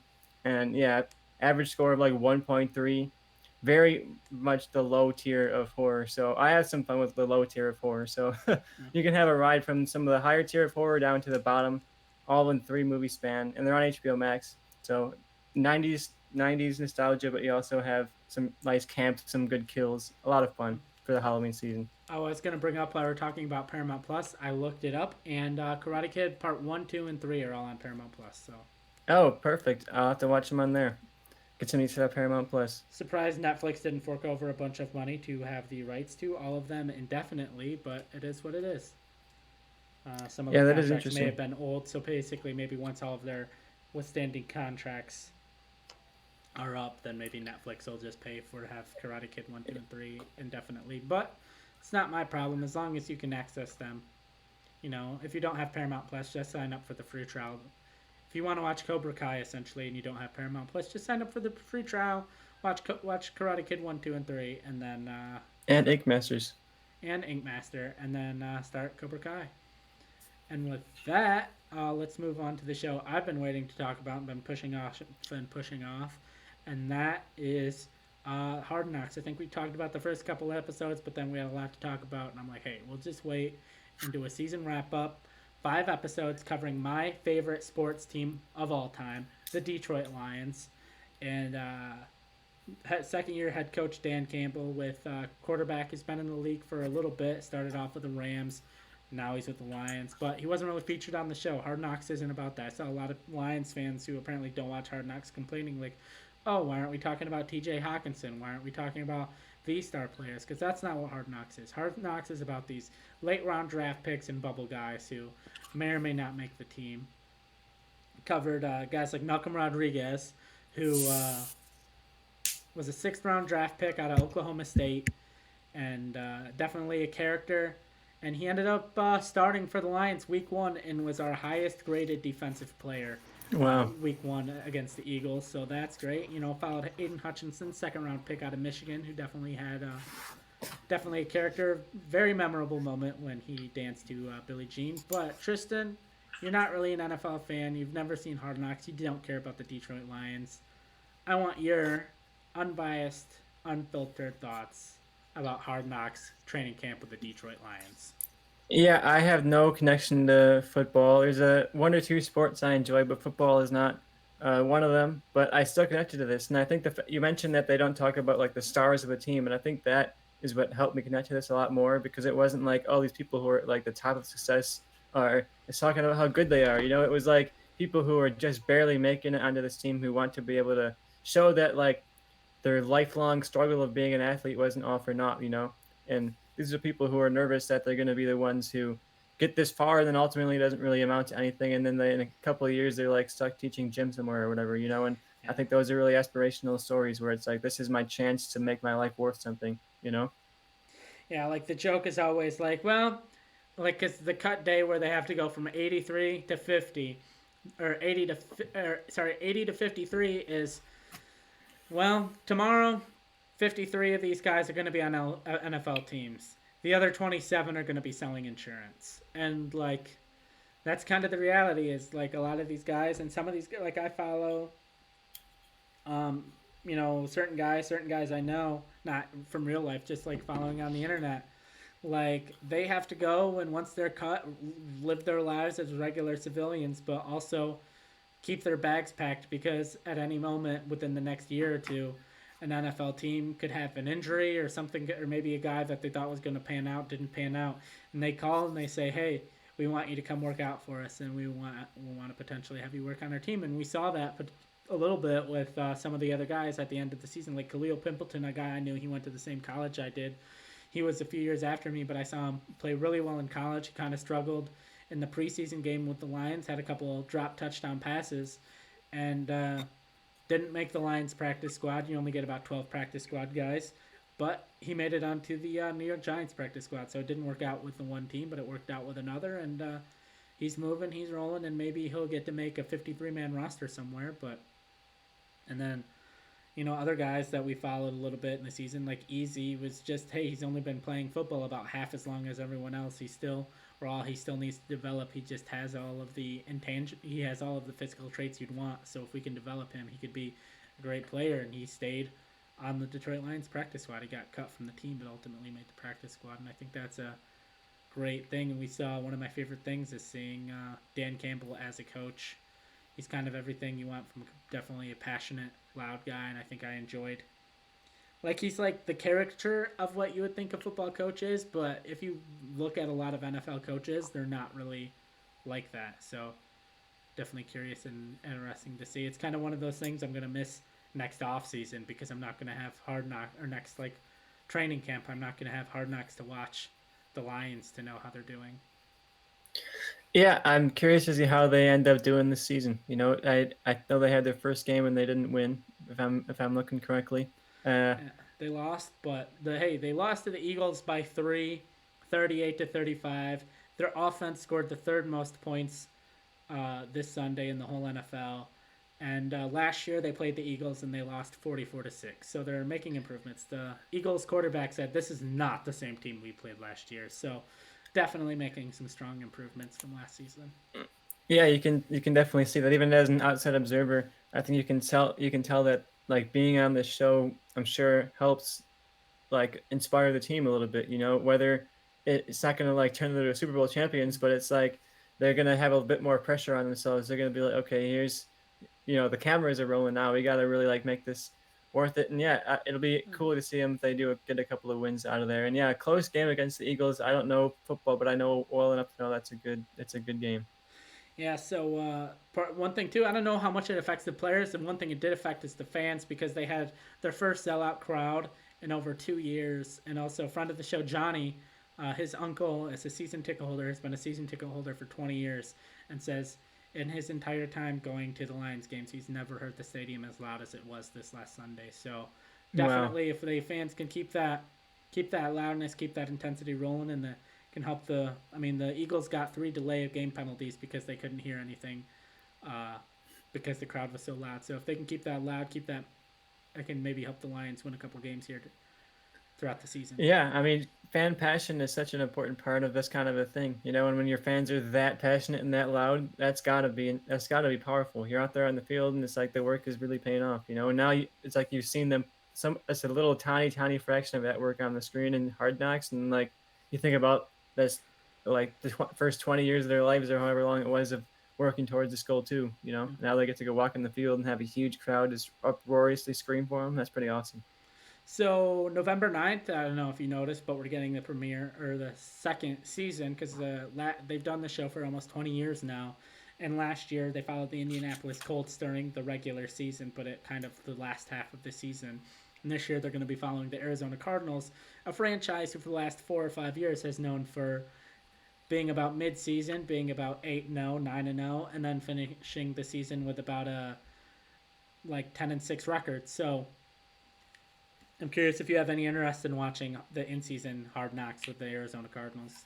Yeah, I'll give it a watch. This definitely provided a lot more insight and a lot more emotional investment than I thought it ever would in terms of like this side of the football game. So I think it'll be interesting to see like them actually on the on the path making it happen. Like that could be something that turns me into actually wanting to like watch a game or two. If I'm able to see like the the behind the scenes of how this is actually coming together. Like when they say during the season, are they like their practices during the season, or is it like about how they're doing it on the game on the field type of thing? I think it's both similar to how this.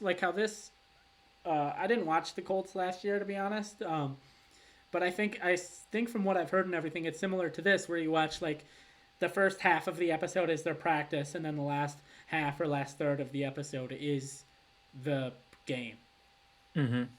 And kind of the moments, and you'll probably be more focusing not on the game itself, but the players that you've been following and how are they doing within the game.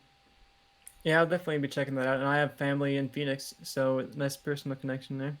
All right, that's cool. And anything else you want to say about Hard Knocks before we move over to another HBO Max property? No, I definitely liked it. Thank you, Joe, for recommending this because this is one that I would never have even looked at if I wasn't on this show. All right, yeah. So everyone should check out. I mean, may not hit the same now that the season's begun and we're not in training camp anymore because I think that's part of the allure is the show is pretty much alive, essentially. But oh yeah, check out Hard Knocks or if you heard about us, heard our passion for it. I don't know if the Arizona Cardinals in season is going to be as entertaining, but we'll be following that one as well, talking about that as it goes. And with that, I say we move on to the fourth episode, I believe, of House of the Dragon. Definitely the most X-rated episode of House of the Dragon we've had so far. Definitely a lot of political intrigue, a lot of things going on. Essentially, Daemon Targaryen is like, I want the crown. I should have the crown. And it's essentially Daemon Targaryen doing everything he can to get the crown, working his niece, working his brother, and a lot more. My favorite episodes of Game of Thrones were always the more political episodes. I didn't really. The battle episodes were fine. The battle episodes were cool, but I always liked more watching Littlefinger manipulate scenarios or watching Varys manipulate scenarios, and this definitely felt like that with Daemon. So, what are your thoughts on this episode of House of the Dragon? Yeah, last episode I was enjoying it, but I started to get a little bit nervous, but mostly because of the action. And the action, but like all of a sudden they wanted us to stop thinking and to just be like, oh, here's the cool stuff. And that was never what I liked out of Game of Thrones. Like I get the visceral joy of watching stuff blow up, but this is what I watched Game of Thrones for: the intrigue, the interpersonal conflict, and like there was so much interpersonal conflict. I couldn't believe how much was hitting in this one episode. There were multiple points where I was like, oh wow, that's like the big kind of climactic turn of the episode, and then they'd go to another turn of the episode, another turn of the episode, and yeah, I'm just really enjoying the show a lot. Damon is becoming like a genuine staple for one of the best characters in Game of Thrones. If you're counting even the original show, he's such a really compelling character, and it could be so easy to turn that character or Lady Alicent or the King into like these very one note bad guys who are just like the people in the way of the main character, and that's it. But I think the show's doing a great job of making characters, even like Damon, seem to have their own motivations and not just be outright, Joffrey level crazy evil people, but like Yeah. they have their motivations and they have their reasons and they have a lot that they're keeping close to the chest. Like I wonder how much of what Damon was going through this episode was legit. Like was he legitimately coming on to his niece, or was this like a ploy to kind of inspire more chaos in the realm? Was he really happy to be back with his brother and his family again and be in the comforts of home, or was he just there to kind of get his way under the skin of his brother once again? And I think they're doing a great job of keeping Damon at just enough distance that you don't quite know where his heart is really at.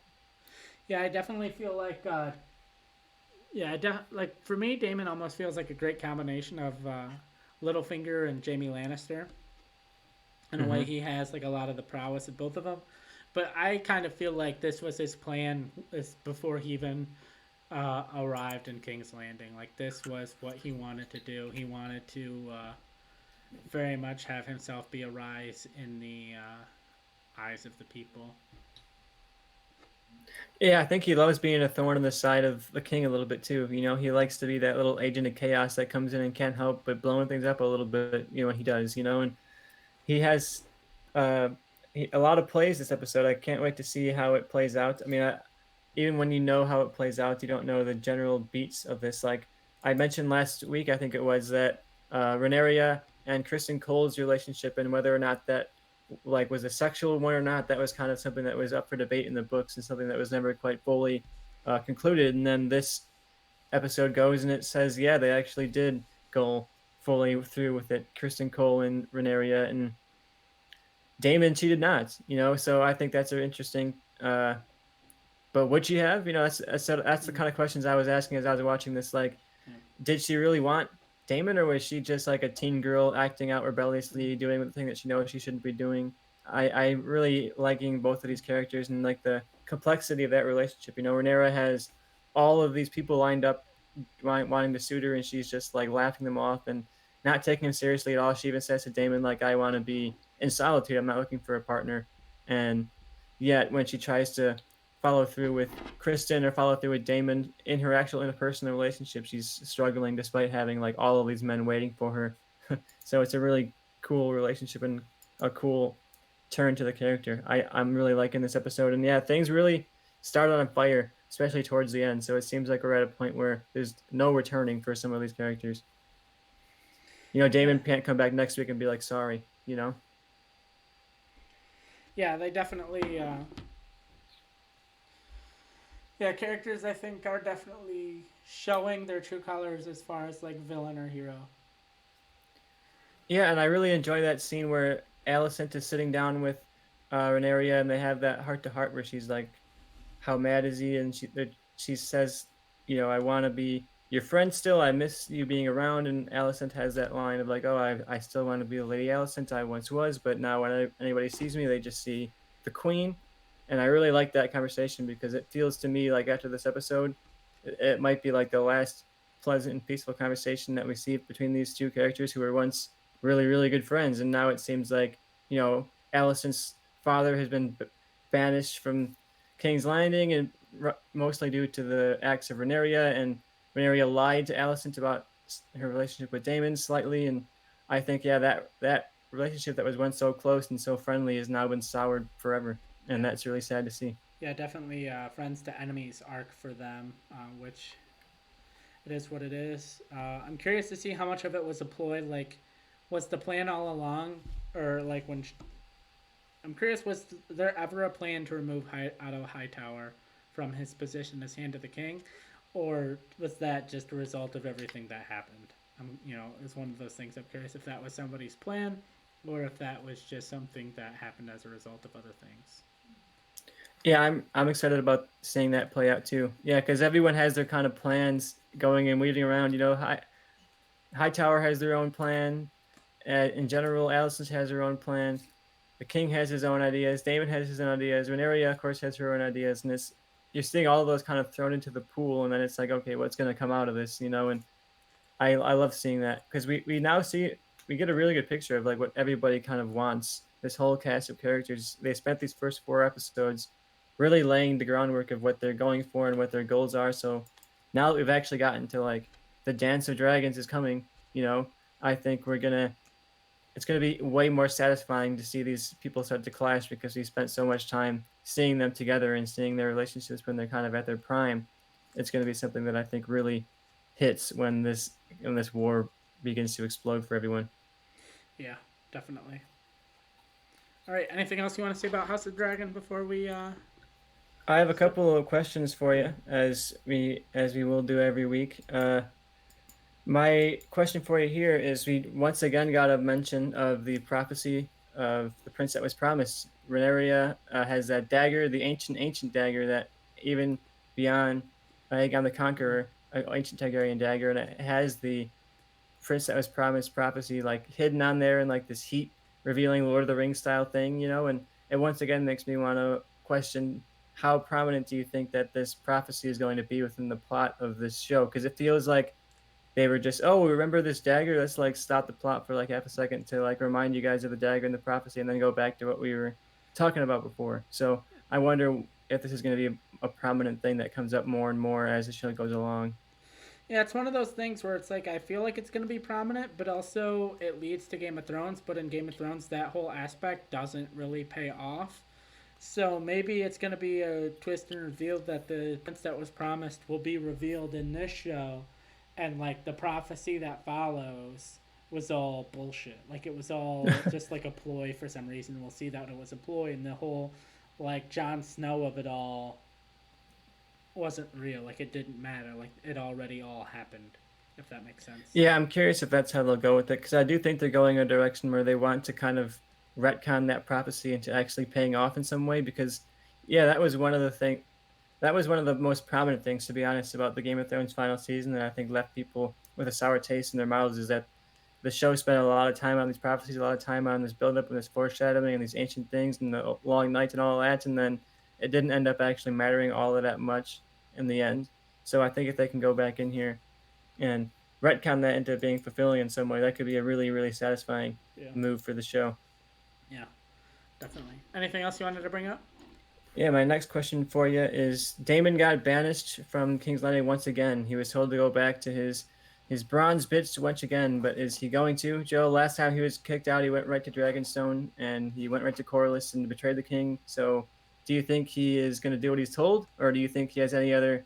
Where else do you think he could be going? I think he's going to get his fucking dragon and riding up on King's Landing. That's kind of the vibe I get from Damon. That's the type of guy he is. He's like, oh, you want me to do this? No, I'm going to get my dragon and tell you to fuck yourself. That's what I'm going to do. Yeah, I think that could be really cool. You could show flying back up on Red Worm, burning down King's Landing next episode. And we have one final interesting character that kind of showed up. Well, two that I want to bring up. Samuel Blackwood. You mentioned him earlier. Samuel Blackwood, who got in that duel, and managed to prove himself. I like that guy a lot. Yep. And Definitely a big fan of that guy. he has a bit of a role in some lore stuff, not really connected to this storyline, but he has like little moments where he's popped up here and there. So I wouldn't be surprised. Maybe he could show up again. I could see him coming up again, maybe being loyal to Rhaenyra, something like that. I could see like a cameo or something like that where he pops up and has some further role in the plot. So I think if you liked him, keep your eyes peeled for some more of him.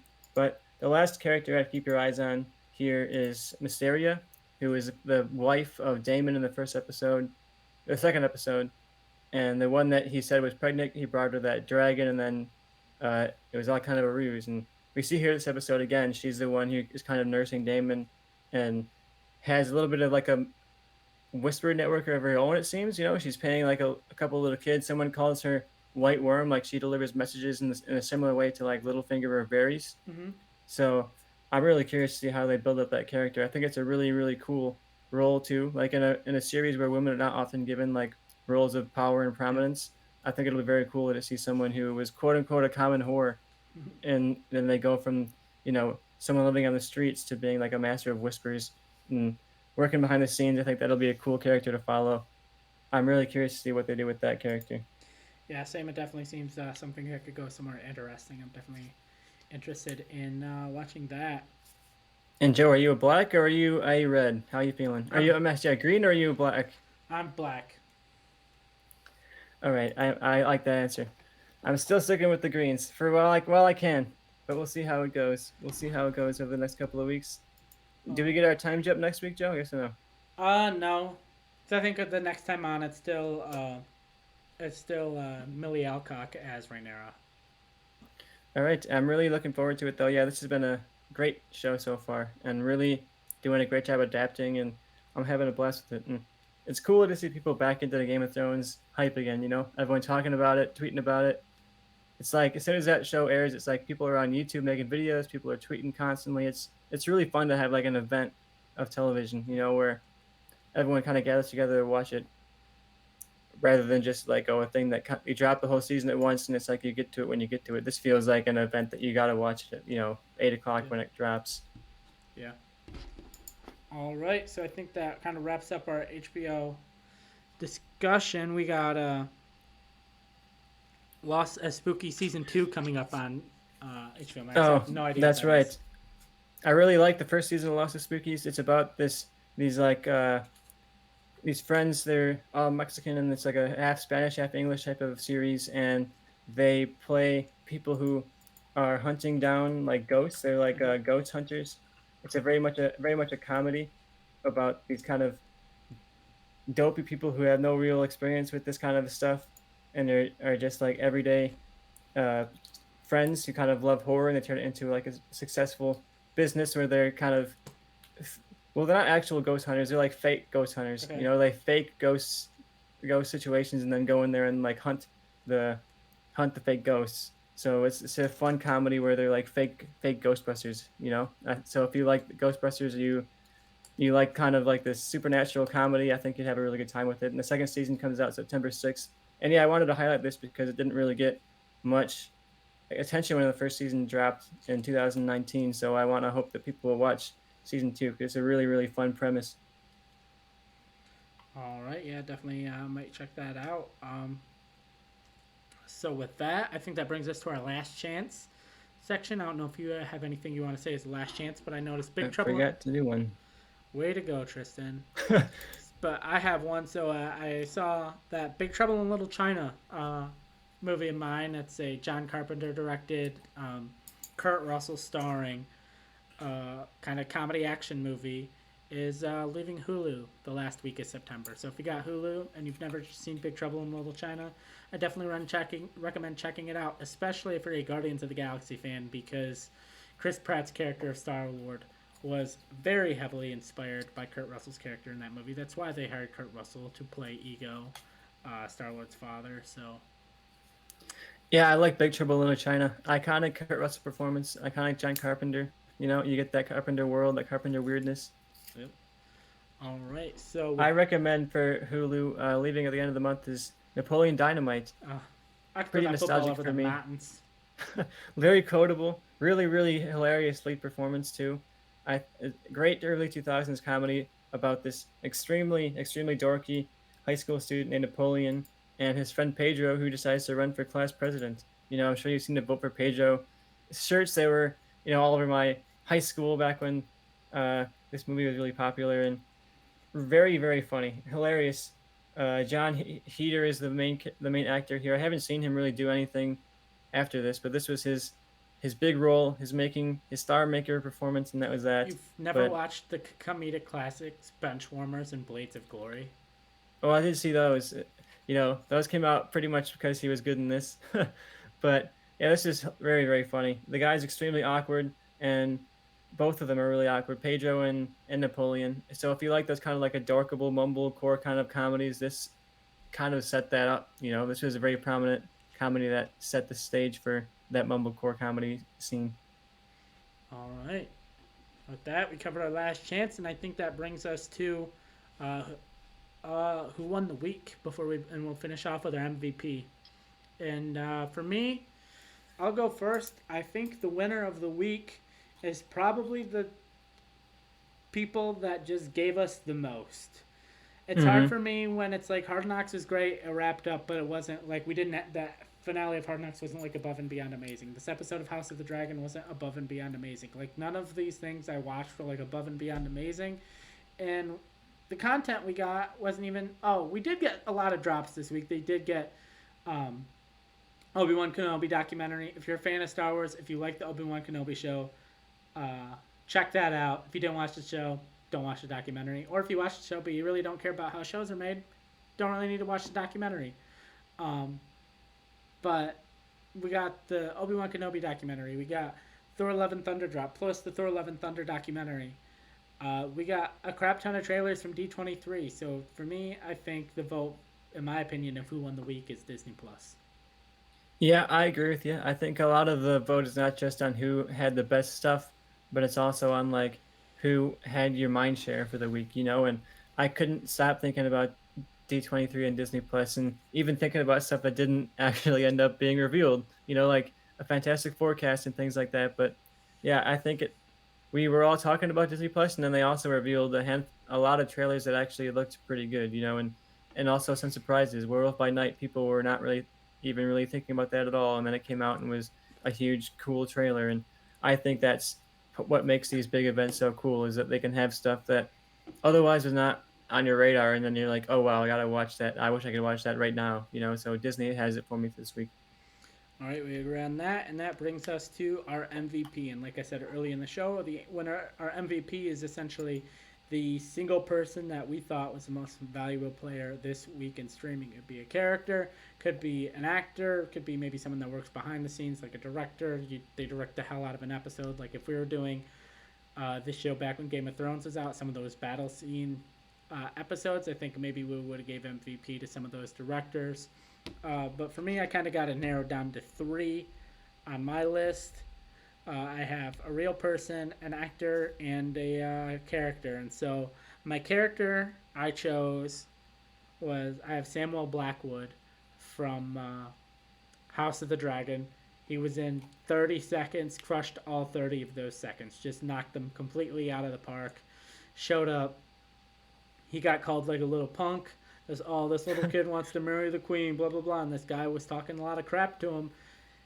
Kid was like, enough's enough, and he killed the guy. And I'm like, I am team that guy. Samuel Blackwood, I am on your team. You could turn into the most horrible human being. Don't care, I'm on your team.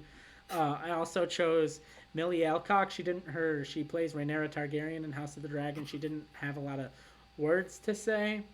It was a lot of just like facial and body acting, and I thought she did a really good job with that. If we were doing MVP, I think I would have been hands down Daemon Targaryen last week. I almost say retroactively, hey, let's give it to let's give it to Matt Smith last week. Would be my pick, as Matt Smith is our MVP last week. And but I also have Dan Campbell, the face of Hard Knocks. Everyone basically has hailed it one of the best seasons of Hard Knocks ever, and I think he's basically the big reason why. He was everything you'd want as far as like the body language, the emotion, the passion, everything you'd want in an NFL head coach, and he did it while also being just super entertaining. Quote machine. The ending of Hard Knocks. We didn't even talk about this. Was the director of the show was asking all of these players, the Detroit Lions in 2022 and they would all say like different things, like, oh, they do this, they do that, and it ended on Dan Campbell, and it says the Detroit Lions of 2022 will be, and he sat and he paused, and he legitimately paused for 45 seconds, and the camera was on him. There was not a cut, there was not like anything that looked like they extended it, but you were enraptured for those 45 seconds.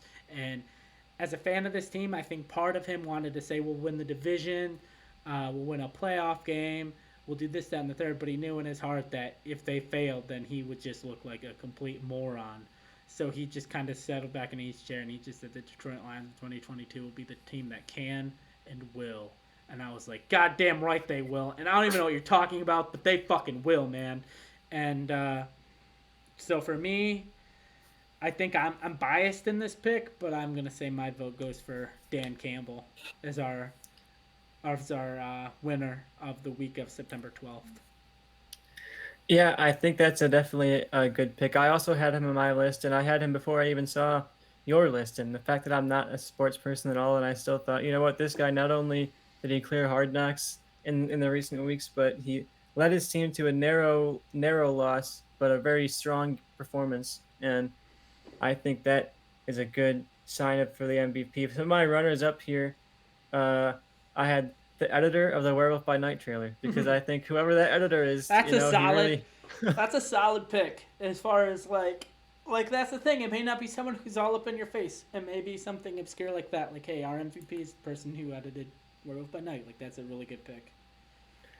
Yeah, because who knows what the movie's gonna look like, but he managed to edit that together into something so cool and so unique that like really changed the way I looked at this show. I didn't have any characters down, but I think Samuel Blackwood, I might have to give him the spot here for a character nomination. What a great scene. I loved seeing him stand up to that guy. Talk shit, get hit. Yeah, that's personified. Yeah. and I hope he comes back.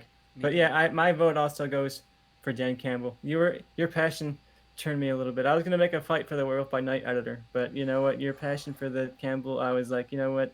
Let's give it. I'll vote for him. If Hard Knocks ended a week early and I didn't have the Werewolf by Night editor trailer editor, I would have switched my vote to whatever I had to that because that's just almost like a funny pick. So, yeah, I think that about does it for this week. If you don't have anything else to say, No, really good, crowded episode this week, but I had a great time talking about it. And next week we won't have nearly as much one-sided thing to talk about, so it'll be normal episode, I think. it won't We have. will have the Emmy winners though. We'll talk about whoever wins the Emmys tonight. Yeah, we will talk about the Emmy winners. And if you like seeing Matt Smith with no shirt on, we're gonna be watching Morbius, probably this Friday. We haven't quite settled exactly on the time or anything like that, but that's something we're gonna be trying to do. A Morbius live watch with me, Joe, and all of you together watching it on Netflix. This Friday It'll night. be So, my. I've seen it a few times. It'll be Joey's first time seeing it, so I can't wait to see your reactions. yeah, so if you want to know about times, it'll definitely be streaming on Twitch, and we'll upload it later on YouTube and all that. But if you want to watch live with us and interact with us, just follow us at Movie Change Up. I'm going to start being more involved on there, posting when we're live, posting our video uploads, trying to expand our brand. And, if you want to say, hey, watch this show, you need to be talking about this movie. Hey, this show's coming up. I think you're going to like it. Go follow us at Movie Change Up, tweet us at Movie Change Up, and talk to the hand. And without further ado, goodbye. Hey, thank you for watching the Movie Change Up podcast. We'd really appreciate if you liked, commented, subscribed, and shared us with anyone you think might be into what we're doing over here. Thank you. Have a nice day.